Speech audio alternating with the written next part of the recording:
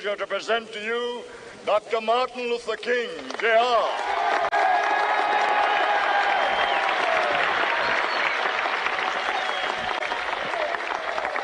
I am happy to join with you today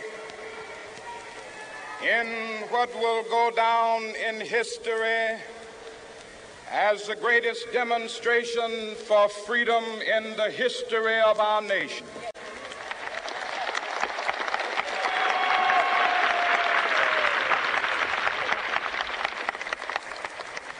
Five score years ago,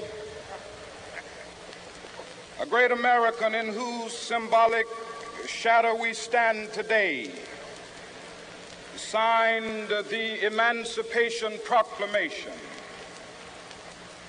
This momentous decree came as a great beacon light of hope to millions of Negro slaves who had been seared in the flames of withering injustice. It came as a joyous daybreak to end the long night of their captivity. But 100 years later,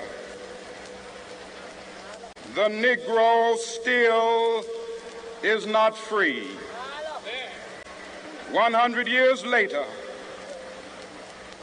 the life of the Negro is still sadly crippled by the manacles of segregation and the chains of discrimination.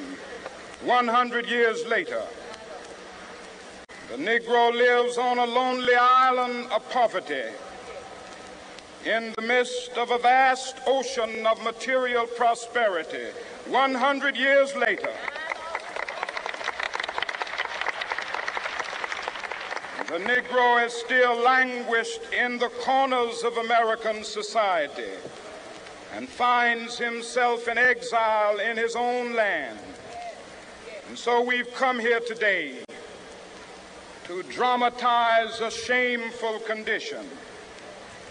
In a sense, we've come to our nation's capital to cash a check.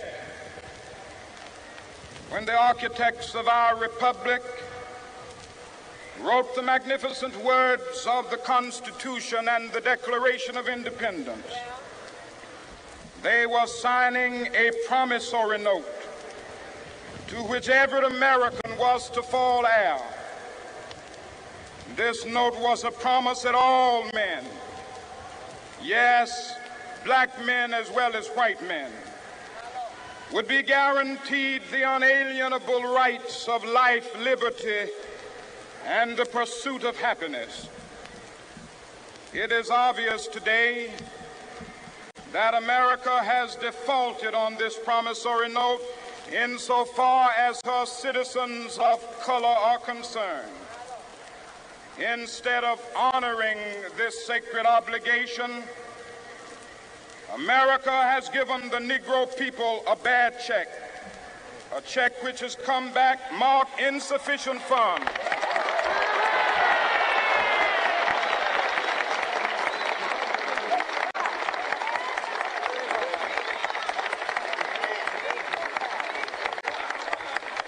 But we refuse to believe that the Bank of Justice is bankrupt.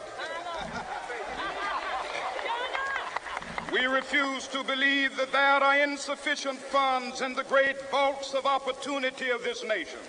And so we've come to cash this check, a check that will give us upon demand the riches of freedom and the security of justice.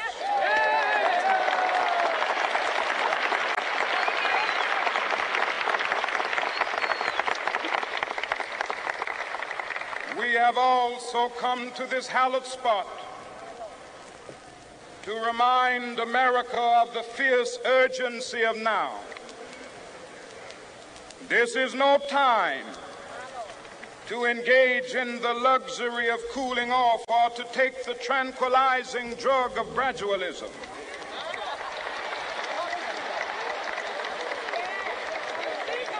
Now is the time to make real the promises of democracy.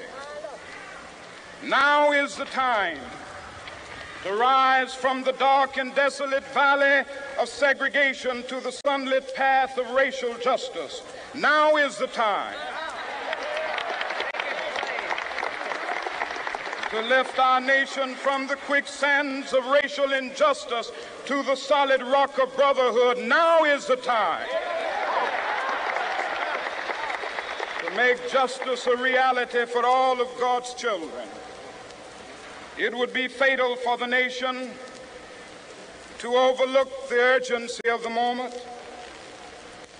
This sweltering summit of the Negro's legitimate discontent will not pass until that is an invigorating autumn of freedom and equality. 1963 is not an end, but a beginning. Those who hoped that the Negro needed to blow off steam and will now be content will have a rude awakening if the nation returns to business as usual.